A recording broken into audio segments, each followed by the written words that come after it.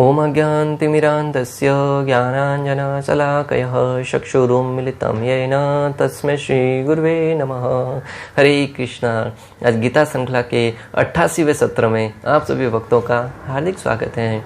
आज हम श्रीमद् भगवद गीता के दूसरे अध्याय के श्लोक क्रमांक 60 का अध्ययन करेंगे। श्लोक इस प्रकार है।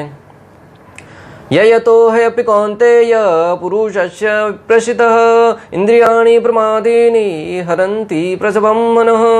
अर्थात हे अर्जुन, इंद्रियां इतनी प्रबल तथा वेगवान है कि उस विवेकी पुरुष के मन को भी बलपूर्वक हर लेती है जो उन्हें वश में करने का प्रयत्न करता है।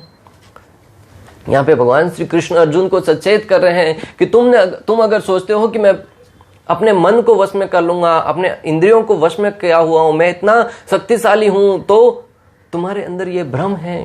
क्योंकि ऐसे अनेक प्रमाण है शास्त्रों में कि उन्होंने अपनी शक्ति से, अपने सामर्थ्य से, तपस्या के बल पर अपने इंद्रियों को वश में करने का प्रयास तो किया, परंतु इंद्रियां इतनी वेगवान है, उनके अंदर इतनी शक्ति है, इतना सामर्थ्य है कि वो किसी भी क्षण तुमको बहा ले जाएगी और तुम भावनाओं में बहते हो इसके पीछे पीछे इंद्रियों का दास बने बैठे उनके पीछे दौड़े चले आओगे। इसलिए अगर तुम उन इंद्रियों से बचना चाहते हो तो पिछले सत्र में भी हमने अध्ययन किया कि मात्र अपनी जो चेतना है उसको भगवान की चेतना में लगाना होगा, भगवान की सेवा में लगाना होगा। क्योंकि भगवान है वो इंद्रियों के स्वामी है और इंद्रियों के स्वामी के संरक्षण में रहकर ही हम अपनी इंद्रियों को वश में कर सकते हैं।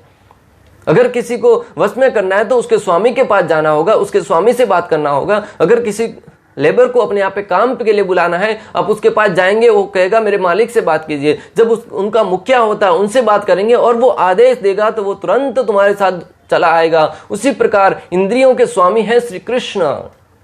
और अगर कृष्ण को भक्ति में हम लग गए, कृष्ण के शरणों के प्रति हमारे प्रेम विकसित कर लिया, तो कृष्ण की दासियां हैं इंद्रियां और वो भी स्वतः ही हमारे वश में आ जाएगी।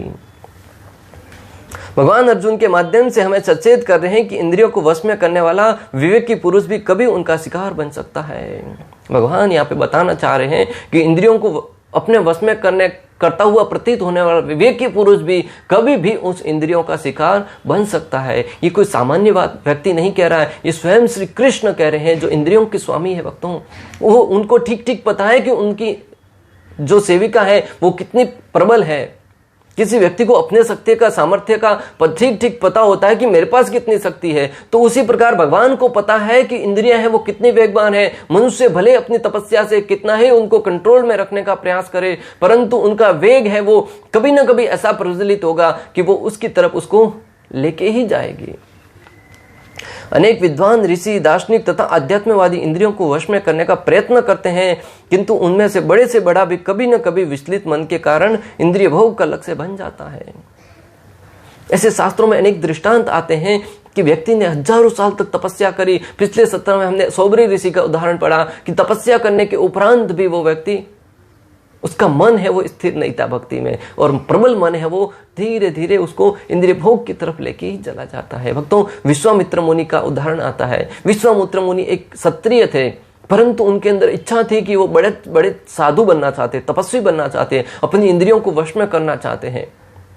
तो वो तपस्या करने के लिए बैठ गए, अनेक वर्षों तक तपस्या करी, साधना करी। जब तपस्या के बल पर इंद्रदेव का सिंहासन डोलने लगा, जब भक्तों इस भौतिक जगत में, इस धरा पर जब भी कोई तपस्या करता है, साधना करता है, तब इंद्रदेव का सिंहासन डोलने लगता है कि वो सर्वप्रथम स्वर्ग का अधिकारी बन जाएगा, स्वर्ग में अधिपत्य जमा लेगा। और जब भी इंद्रदेव का सिंहासन डोलने लगता है, इंद्रदेव सचेत हो जाता है, तुरंत अपने अप्सराओं को भेजकर उसकी तपस्या भंग करने का प्रयास करता है। भक्तों, अगर आपको लगता है कि मैं इस जगत से छुटकारा पाकर स्वर्गलोक को चला जाऊंगा और वहां पर जाकर मैं आनंदित रह पाऊंगा, तो ये आपका वहम है, ये भ्रम है। क्योंकि यहाँ पे दृष्टांत आ रहे हैं कि इंद्रदेव भी हमेशा भयभीत रहते हैं, हमेशा डरे सहमे से रहते हैं कि उनके जीवन में कोई खतरा न आ जाए, उनकी गद्दी के ऊपर कोई प्रभाव न पड़े। तो स्वर्गलोक में जाकर भी व्यक्ति चिंताओं से मुक्त नहीं हो सकता। इसलिए अगर कुछ आप जीवन में प्रसन्न होना चाहते हैं, जीवन की सर्वोच्च अवस्था को प्राप्त करिए, भगवत धाम। जब भगवान के धाम में चले जाएंगे ना, तब आपकी समस्त प्रकार की कामनाओं से मुक्त हो जाएंगे। इंद्रदेव तुरंत तपस्या करने वाले विश्वामित्र मुनि के पास मेनका नामक अप्सरा को भेज दिया। अप्सरा वहां पे आकर नृत्य करने लगी, अनेक प्रकार के अपने शरीर के हाव भाव से विश्वामित्र मुनि को अपनी तरफ रिझाने का प्रयास करने लगी। उसके घुंघरुओं की आवाज सुनकर, खंखार सुनकर विश्वामित्र मुनि के अंदर इंद्रियां हैं वो उस भोग को प्राप्त करने की कामनाएं जागृत होने लगी। भक्तों, हमारे अंदर भी उस मेनका के घुंघरुओं के भांति हमारे जीवन में अनेक प्रकार की कामनाएं आती हैं, अनेक प्रकार के ऐसे ऐसे लुभावने प्रस्ताव आते हैं कि हम उनकी तरफ बह ही जाते हैं।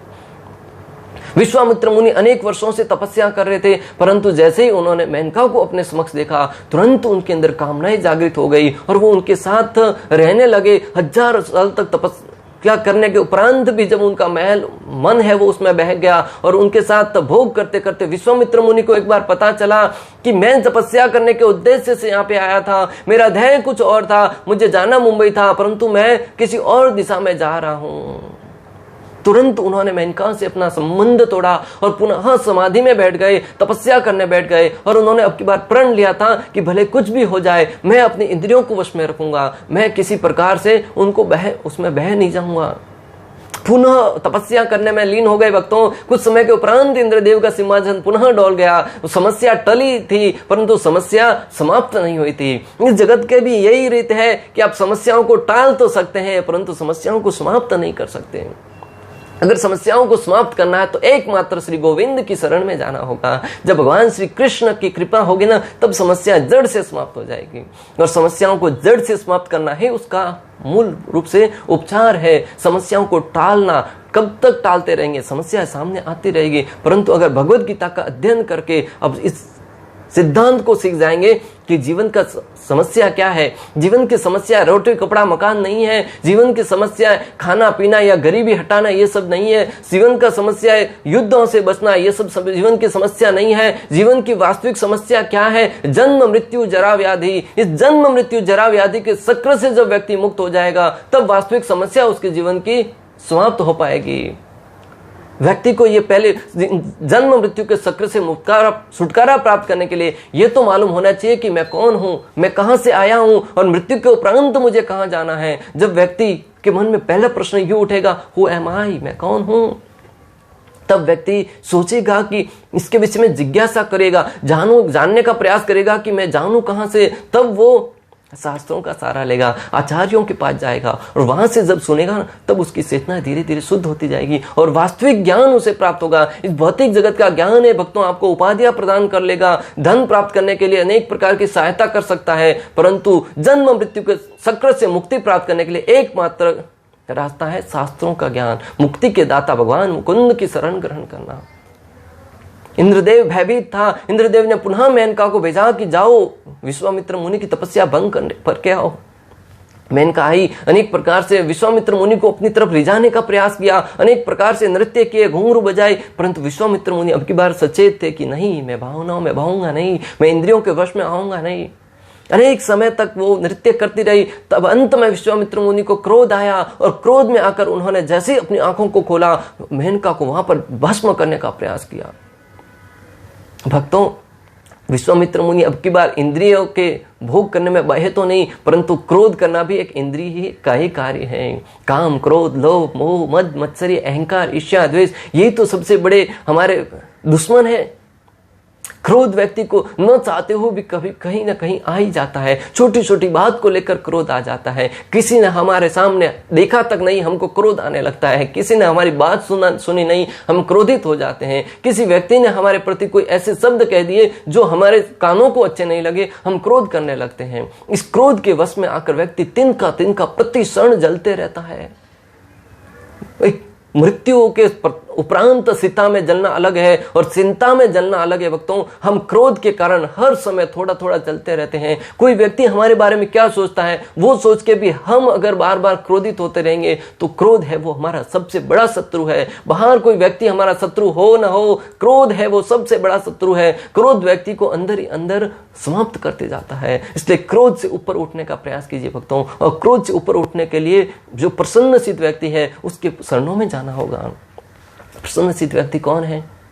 भगवान श्री कृष्ण कैसे, एक बार एक पाश्चात्य देश से एक व्यक्ति आया इस खोज में कि भगवान कौन है। भगवान को ढूंढते ढूंढते अनेक शहरों में गया, अनेक जगह पे, अनेक प्रांतों में गया, सब जगह ढूंढने का प्रयास किया कि भगवान कौन है। किसी देवी माता के मंदिर में गया, देखा कि देवी माता हाथ में त्रिशूल धारण किए हुए हैं। भगवान भोलेनाथ के मंदिर में गया, वहां पे भी भगवान के हाथ में त्रिशूल देखा। किसी देवी के मंदिर में गए, वहां पे किसी हाथ में तलवार देखा। कहीं पे गए कुछ और देखा। हर एक जगह पे देवी देवताओं के मंदिर में घूमते रहे ये देखने के लिए कि सबसे बड़ा परम पुरुषोत्तम भगवान कौन है। तब अंत में घूमते घूमते वो इस निष्कर्ष तक पहुंचे कि वास्तव में भगवान तो मैं निष्कर्ष निकाल ही नहीं पा रहा हूं कि भगवान कौन है। व्यक्ति अपनी शक्ति से, अपने सामर्थ्य से निष्कर्ष तक नहीं पहुंच पाता, परंतु उन्होंने अनेक महात्माओं के मुख से भी सुनता गया कि भगवान की परिभाषा क्या है। अलग अलग व्यक्तियों ने अलग अलग परिभाषा बताते गए, परंतु वो अंत में जब भगवान श्री कृष्ण के मंदिर में गया तब उन्होंने देखा कि श्री कृष्ण बाल गोपाल रूप में यहाँ कहीं बंसी बजाते हुए खड़े हैं। न कोई चिंता, न कोई टेंशन, प्रसन्न मुद्रा में बंसी बजाते हुए खड़े हैं। कहीं पे बलराम जी के कंधे पर ऐसे हाथ रख के पोजीशन में खड़े हुए हैं। त्रिभंग रूप में अनेक प्रकार से लीलाएं करते हुए प्रतीत हो रहे हैं। सब जगह जाकर कृष्ण भगवान के मंदिरों में देखने लगे, अलग अलग लीलाओं में देखा, परंतु कहीं देखा नहीं कि कृष्ण चिंता में है। भक्तों, देवी देवताओं के हाथ में जो एक एक शस्त्र है वो उसका प्रतीक है कि जीवन में जब भी कोई गलत कार्य करेगा उसे हमेशा सचेत किया जाता है कि वो दंडित हो सकेगा। अगर उसने गलत कार्य किया तो उसे दंड मिलना निश्चित है।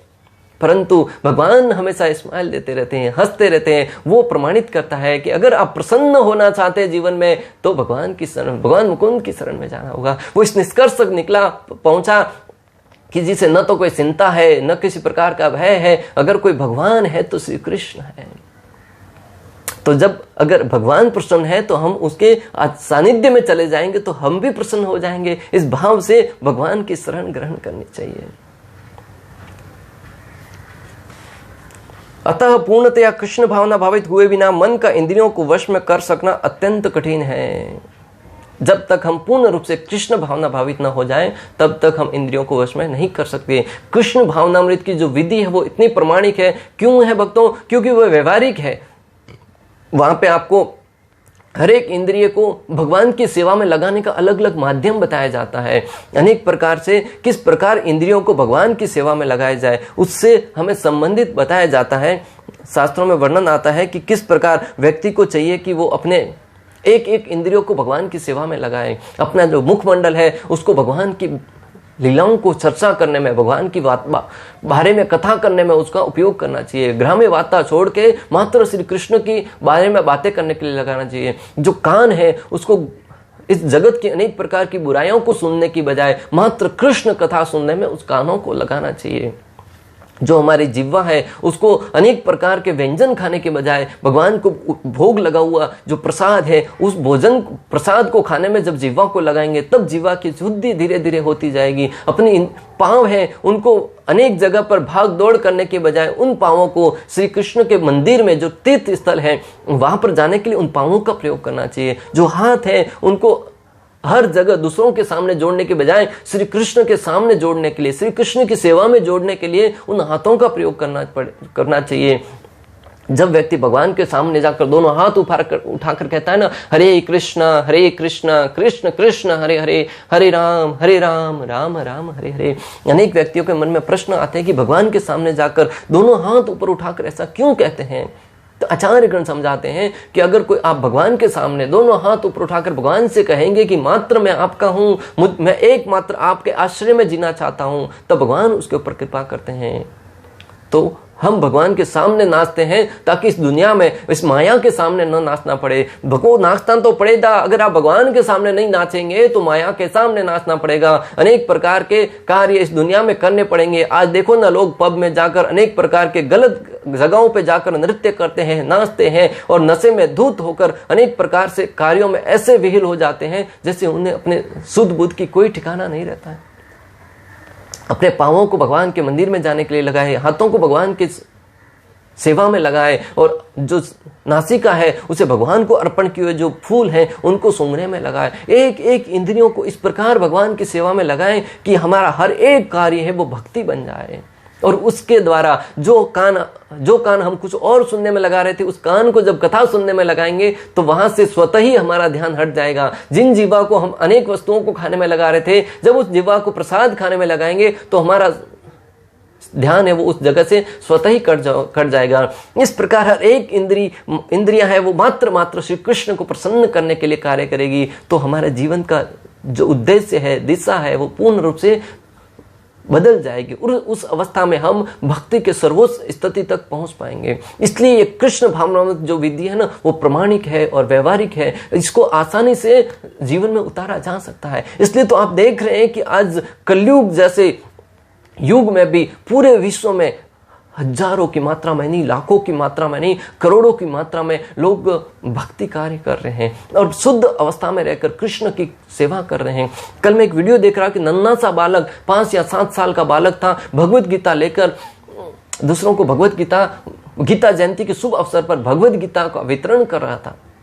भक्तों, ये गुण जब बच्चों के अंदर आएंगे ना कि दूसरों को कुछ उपहार देना है, और उपहार में भी सर्वश्रेष्ठ उपहार श्रीमद् भगवत गीता। पिछले सत्र में हमने पढ़ा कि अगर आप किसी को कुछ वस्त्र प्रदान कर लेंगे उपहार रूप में तो कुछ समय के बाद फट जाएंगे। अगर कुछ इलेक्ट्रॉनिक आइटम, मोबाइल है, टीवी है, ऐसा कुछ देंगे तो कुछ समय के बाद खराब हो जाएगा।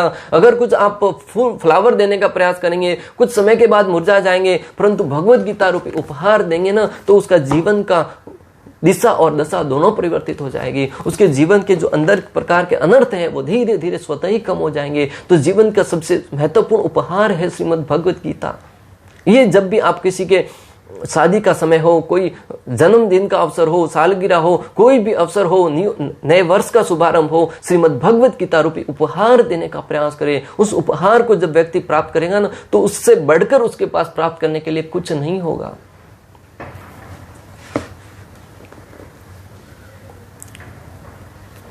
श्रील प्रभुपाद समझाते हैं कि पाश्चात्य देश के जो अनेक भक्त हैं वो पूर्ण रूप से नशे की वस्तुओं में पूर्ण रूप से लिप्त थे। काम, क्रोध, लोभ, मोह, ये सारे के सारे उनके जीवन के अंग बन गए थे। और 4 प्रकार के जो नशा है, जुआ नहीं खेलना, मांसाहार नहीं करना, परस्त्री संग नहीं करना, और ये जो सारे के सारे नियम है उनको तो पूर्ण रूप से वो तोड़ते हुए प्रतीत होते थे। परंतु श्रील प्रभुपाद ने जब कृष्ण भावनामृत प्रदान किया और उनकी एक एक इंद्रियों को कृष्ण सेवा में लगाया तो वो स्वतः ही उनका जो ध्यान था वो सारे के सारे अनर्थों से छूटकर श्री कृष्ण के रूप में उनका स्थापित हो गया। और आज हम देख रहे हैं कि पाश्चात्य देशों में हर एक व्यक्ति कृष्ण भक्ति में इस प्रकार लगा हुआ है जैसे वो तो बचपन से ही कृष्ण भक्ति करते आए हैं। वो किस प्रकार हो गया? कृष्ण भावनामृत के कारण। तो कृष्ण भावनामृत की विधि है वो बहुत ही व्यवहारिक है और वैज्ञानिक है। यमुनाचार्य लिखते हैं कि जब से मेरा मन भगवान श्री कृष्ण के शरणार विंदों की सेवा में लगा है और दिव्य रस का अनुभव कर रहा है, तब से स्त्री प्रसंग का विचार आते ही मेरा मन उधर से फिर जाता है और मैं ऐसे विचार पर थू करता हूं। यमुनाचार्य बहुत बड़े महान आचार्य हुए। वो भगवान से कहते हैं कि जब से मैं आपके शरण में मेरा ध्यान लगा है, जब से श्री कृष्ण के गोविंद के शरणों में मेरा ध्यान लगा है, तब से मेरा इस भौतिक जगत की मायाओं के प्रति मेरा ध्यान पूर्ण रूप से हट गया है। और जब भी मेरे मन में स्त्री के प्रति भाव आता है, स्त्री का विचार आता है, तो मैं उस विचार पर थूकता हूं। इस जगत की सबसे बड़ी लोगों की चिंता यह है कि स्त्री भोग, इंद्रिय भोग की एक स्त्री के प्रति न चाहते हुए स्वाभाविक उसकी लालसा है वो बढ़ ही जाती है, बन ही जाती है। यहाँ पे यमुनाचार्य करते हैं कि ऐसे जब भी मन में ऐसा ध्यान आता है मैं उसके ऊपर थूकता हूँ। यमुनाचार्य बहुत बड़े राजा थे। भक्तों, सार रूप में आपको बताना चाहेंगे यमुनाचार्य के बारे में। यमुनाचार्य बहुत ही मेधावी छात्र थे। बचपन से ही उनको बहुत ज्ञानी और बहुत प्रभावशाली व्यक्ति थे। एक बार राजा के सामने उनका डिबेट होने लगा। राजा की तरफ से बहुत बड़े बड़े ब्राह्मण थे, वो उनके सामने खड़े थे और उनके बीच में वार्तालाप होने लगा शास्त्रों के ऊपर। दोनों तरफ से निश्चय किया गया कि 3-3 प्रश्न पूछेंगे। जो इन प्रश्नों का उत्तर नहीं दे पाएगा वो पराजित हो जाएगा। और पराजित होने की अवस्था में यमुनाचार्य को अपनी जमीन है वो राजा के पास में रखनी होगी। आचार्यगण और महात्माओं के मुख से सुना है कि जब उन राजा की तरफ से प्रश्न पूछे गए तब यमुनाचार्य ने सारे प्रश्नों का उत्तर दे दिया। तब रानी राजा के पास में बैठी थी। रानी ने कहा कि बालक है वो बहुत ही मेधावी लगता है, बहुत ही सुसंस्कारी लगता है। बोले कि मैं तो आपको कह सकती हूँ कि ये बालक ही विजयी होगा। तब राजा ने कहा कि उसके सामने वो कितने बड़े विद्वान हैं, मैं अगर वो बालक जीत गया तो मैं तुम्हें वचन देता हूं कि मैं मेरे राज्य का आधा राज्य उस बालक को दे दूंगा।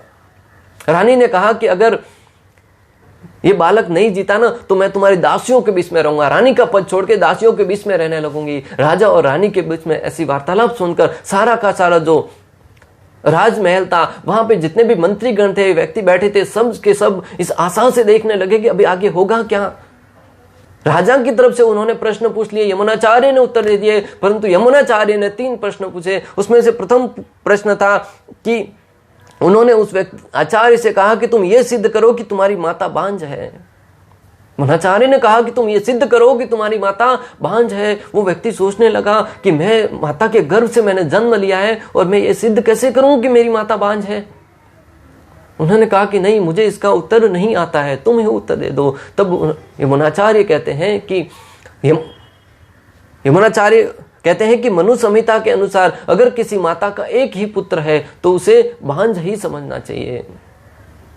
उसको ध्यान आया, हाँ मनु संहिता में वर्णन आता है, तुरंत मान गए। बोले दूसरा प्रश्न उन्होंने कहा कि तुम सिद्ध करो कि राजा है वो पापी है।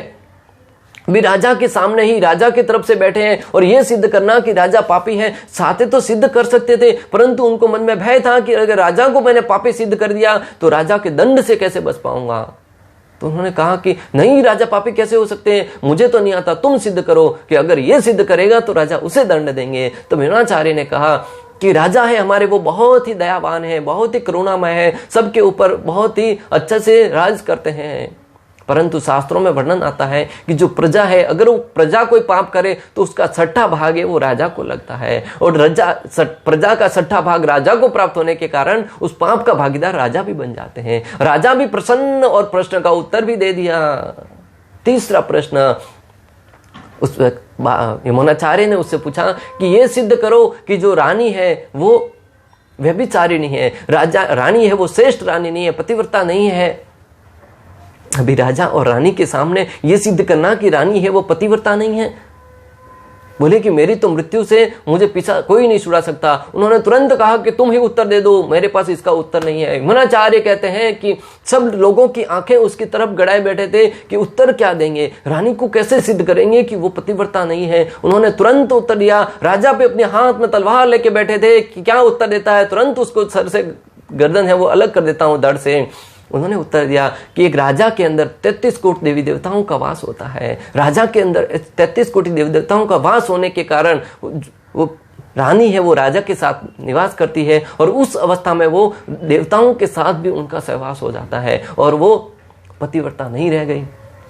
रानी, राजा, राजमहल सब जगह यमुनाचार्य की वाहवाही होने लगी, उनकी तालियों के साथ गुंजायमान होने लगी। राजा परम प्रसन्न होकर तुरंत अपना राज्य यमुनाचार्य को प्रदान कर लिया। यमुनाचार्य जब राज्य भोग कर रहे थे तब अनेक वर्षों के उपरांत उनके नाना जी को लगा कि मेरा पुत्र जहां उसको तपस्या करना चाहिए था, साधना करना चाहिए था, भक्ति का प्रचार करना चाहिए था, वो राजभोग में लग गया है, राज्य का भोग करने में लग गया है। वो इस ब्राह्मण को बुलाकर उनको वहां से निकालने के लिए कहते हैं, परंतु ब्राह्मण ने सोचा कि इतने बड़े राजा को मैं कैसे वहां से निकालूं।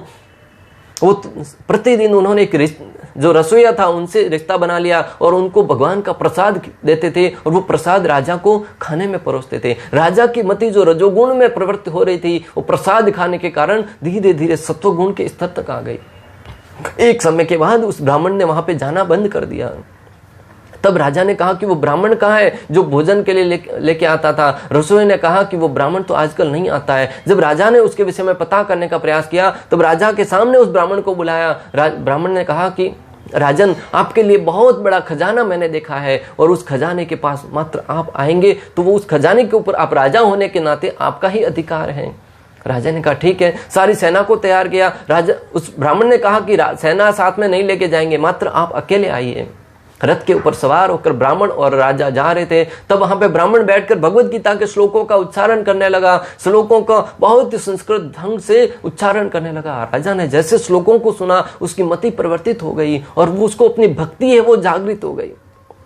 यमुनाचार्य ने कहा कि मुझे खजाना नहीं चाहिए, मुझे राज्य नहीं चाहिए, मुझे तो कृष्ण गोविंद की शरणों में सेवा करनी है। तो उन्होंने कहा कि एक बार खजाने का दर्शन तो कर लो, और लेके गए मंदिर में। भगवान श्री विष्णु के मंदिर में भगवान का दर्शन करवाया। तब से उन्होंने अपना राजपाट छोड़कर भक्ति में लग गए और कहते हैं कि जब से मैंने श्री कृष्ण के चरणों में मेरी मति लगाई है, तब से मुझे राजभोग की इच्छा है या इंद्रिय भोग की इच्छा है सब तुच्छ लगती है। भक्तों, इतने बड़े राजा होते हुए भी जब भक्ति के कार्य में लगे और भगवान श्री कृष्ण के चरणों में समर्पित किया तो सारी की सारी इच्छाएं स्वतः ही जाती रही। तो आप और हम भी अगर इंद्रिय भोग से मुक्त होना चाहते हैं तो श्री कृष्ण की शरणों में हमें अपना ध्यान लगाना होगा, श्री गोविंद के नाम का भजन करना होगा, तभी हम इनसे मुक्त हो पाएंगे। इस प्रकार श्लोक क्रमांक 60 में हमने अनेक प्रकार से समझा कि इंद्रिय भोग से निवृत्त होना है तो एकमात्र जरिया है भक्ति, कृष्ण भावनामृत। और इस कृष्ण भावनामृत के द्वारा ही हम अपने इंद्रियों को प्रसन्न भी रख सकते हैं और जीवन में प्रगति भी कर सकते हैं। इस प्रकार श्लोक क्रमांक 60 का भक्ति वेदांत तात्पर्य पूर्ण हुआ। अंत तक हमारे साथ बने रहने के लिए आप सभी का हृदयपूर्वक प्रेम पूर्वक बहुत बहुत धन्यवाद। श्रील प्रभुपाद की जय, श्री श्री राधा गोपीनाथ भगवान की जय, श्रीमद् भगवद गीता की जय। हरे कृष्ण कृष्ण कृष्ण हरे हरे, हरे राम